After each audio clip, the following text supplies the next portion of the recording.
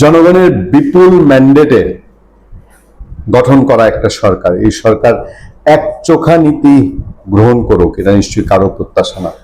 আমরা বারবার বলছি এই সরকারের প্রথম দিকটা প্রচন্ড চাপে যাচ্ছে। নিঃসন্দেহে এই বিশ্বে একটা বড় যুদ্ধ, জ্বালানি সংকট, জ্বালানির পাশাপাশি বিদ্যুৎ সংকট, দ্রব্যমূল্য এবং দেশের ভেতরে নানান পকেটে খেলা, একের পর এক খেলা এই সরকারকে চাপে রেখেছে। ফলে এই সরকারকে আমরা সময় দিতে চাই।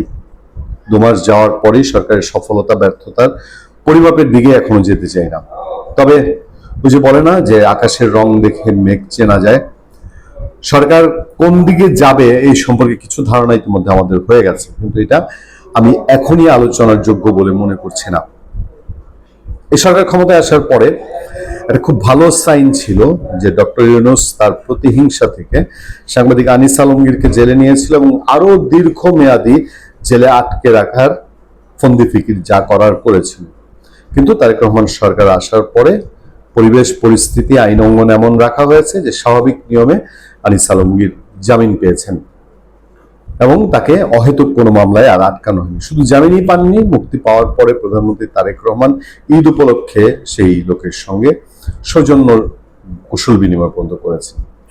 কিন্তু আর যে সাংবাদিকরা, আমি বিশেষ করে যে 4 জনের নাম বলতে চাই, তাদের মধ্যে মোজাম্মেল বাবু, শ্যামল দত্ত, শাকিল আহমেদ, ফারজানা রূপা, এই 4টা মানুষকে আপনি যদি বিচার করতে চান, তাহলে যদি কোনো আইন থাকে, কোনো পর্যায়ে থাকে, আপনি যদি বলেন যে ফেসিবাদের চাটুকার, আপনি যদি বলেন শেখ হাসিনাকে অতি তোষামোদী করেছে, এই ধরনের কোনো আইনে বিচার থাকলে ভিন্ন কথা। 1.5 বছর 2টা বছর প্রায় হতে চললো মানুষগুলোকে জেলে রেখেছেন। অভিযোগ কি? তাদের উপরে হত্যা মামলা চাপিয়ে দেওয়া হয়েছে। সারা পৃথিবীতে এর চেয়ে ভয়ঙ্কর নোংরা দৃষ্টান্ত সাংবাদিকদের জেলে রাখার আর বোধহয় কোনো কিছু খুঁজে পাওয়া যাবে না। এটা হতে পারতো ফিলিস্তিনে, যদি ইসরায়েলরা ফিলিস্তিনে কোন সাংবাদিককে নিয়ে বন্দী করে রাখতো। এটা হতে পারতো আমেরিকার ক্ষেত্রে, আমেরিকা গোয়েতামালা দ্বীপে নিয়ে সারা পৃথিবীর অনেক মানুষকে নিয়ে ঢুকিয়ে রেখেছে, যাদের বিরুদ্ধে সত্যিকার অর্থে আমেরিকা যে অভিযোগ করে সেরকম বিচার নেই। তো বাংলাদেশ, এই বাংলাদেশে লিখনির কারণে এখন তার লিখনি ভুল হতে পারে, তার অভিব্যক্তি ভুল হতে পারে, অন্যায় হতে পারে। আপনার যদি কোনো সাজা দেওয়ার প্রক্রিয়া থেকে থাকে, আপনি সেই প্রক্রিয়ার মাধ্যমে সাজার আওতায় আনতে পারেন। ফলে ইউনূস সরকার এই 4 জন সাংবাদিককে যেই অভিযোগে জেলে রেখেছে, তারেক রহমান সরকার কি সেই মিথ্যা দায়টা তার কাঁধে নিতে চায়? এই 4 জন তিলে তিলে জেলখানায় মৃত্যুর মুখে পতিত হচ্ছেন। শাকিল আহমেদ নিজে অসুস্থ, দীর্ঘদিন ধরে অসুস্থ জানি। মোজাম্মেল বাবু ক্যান্সার আক্রান্ত মানুষ। একজন ক্যান্সার আক্রান্ত মানুষকে এমনিতেই নর্মালি যদি অপরাধীও ক্যান্সার আক্রান্ত জেলে থাকে, দেখা যায় আদালতে এই বিবেচনায় তাকে জামিন দেয়, কিন্তু এই সাংবাদিকদেরকে জামিন দেওয়া হচ্ছে না, যেটা অত্যন্ত দুঃখজনক এবং অবশ্যই ন্যাক্কারজনক। সারা পৃথিবীর বিভিন্ন উইং থেকে এই 4 সাংবাদিককে মুক্তির জন্য অনুরোধ করা হয়েছে, রিকোয়েস্ট করা হয়েছে, সরকারের প্রতি আহ্বান জানানো হচ্ছে। সেরকম একটি খবর আমাদের সামনে, কারারুদ্ধ সাংবাদিকদের মুক্তি দিতে সরকারের প্রতি সিপিজের আহ্বান।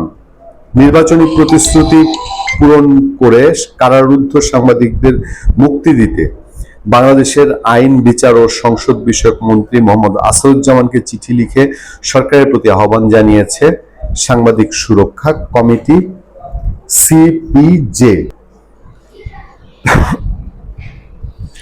সোমবার আইনমন্ত্রীকে পাঠানো চিঠিতে এই আহ্বান জানানো হয়েছে। চিঠিতে সাংবাদিক সুরক্ষা কমিটি সিপিজে সরকারকে সাংবাদিকদের বিরুদ্ধে রাজনৈতিক উদ্দেশ্য প্রণোদিত মামলা প্রত্যাহারের নির্বাচনী প্রতিশ্রুতি পূরণ করতে এবং ফারজানা রূপা, শাকিল আহমেদ, মোজাম্মেল হক বাবু এবং শ্যামল দত্তকে অভিযোগ থেকে অব্যাহতি দিয়ে মুক্তি দেওয়ার আহ্বান জানিয়েছে। চিঠিতে বলা হয়, এই সাংবাদিকদের হত্যার অভিযোগে 18 মাসেরও বেশি সময় ধরে আটক রাখা হয়েছে, যার জন্য কোনো বিশ্বাসযোগ্য প্রমাণ উপস্থাপন করা হয়নি এবং কোনো অভিযোগপত্র দাখিল করা হয়নি।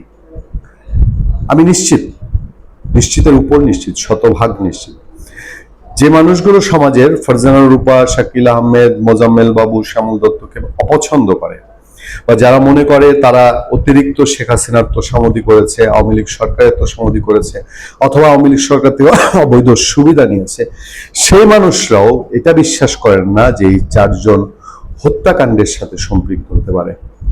চিঠিতে সিপিজে জানায়, পূর্ববর্তী সরকারের আমলে রাজনৈতিক সংশ্লিষ্টতার প্রতিশোধ হিসেবে সাংবাদিকদের গ্রেফতার করা হয়েছে বলে ধারণা করা হচ্ছে। প্রায় 600 দিনেও আইনানুগ বিধি লঙ্ঘন করে সাংবাদিকদের গ্রেফতারের অভিযোগের সপক্ষে পুলিশ অভিযোগপত্র দাখিল করতে ব্যর্থ হয়েছে বলেও উল্লেখ করা হয়।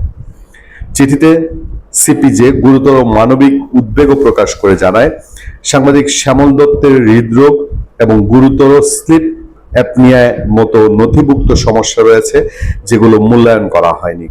মোজাম্মেল হক বাবু 2023 সালের শেষ দিকে প্রোস্টেট ক্যান্সারের জন্য একটি বড় ধরনের অস্ত্রোপচার করালেও তিনি কোনো ফলো আপ যত্ন পাননি এবং ফারজানা রূপাকে 2024 সালের নভেম্বরে 2 সপ্তাহের জন্য মৃত্যুদণ্ডপ্রাপ্ত আসামিদের জন্য সংরক্ষিত একটি কন্ডেম সেলে আটকে রাখা হয়েছিল। অত্যন্ত দুঃখজনক এই ফারজানা রূপা শাকিল আহমেদের সন্তান রয়েছে। সেই সন্তানরা আজকে কোনো কারণ ছাড়া আজকে প্রায় 2 বছর ধরে 2 বছরের কাছাকাছি পিতামাতার স্নেহ বঞ্চিত হচ্ছে। এই যখন পরিস্থিতি, নিশ্চয়ই তারেক রহমান সরকার তার কমিটমেন্ট আছে। আমি জানি না কার বুদ্ধিতে, কোন ইশারায় এখন পর্যন্ত এই সাংবাদিকদেরকে মুক্তি দেওয়া হচ্ছে না। ভালো থাকবেন, সুস্থ থাকবেন। আপনাদের সাথে আমি আতিক রহমান, পূর্ণিয়া।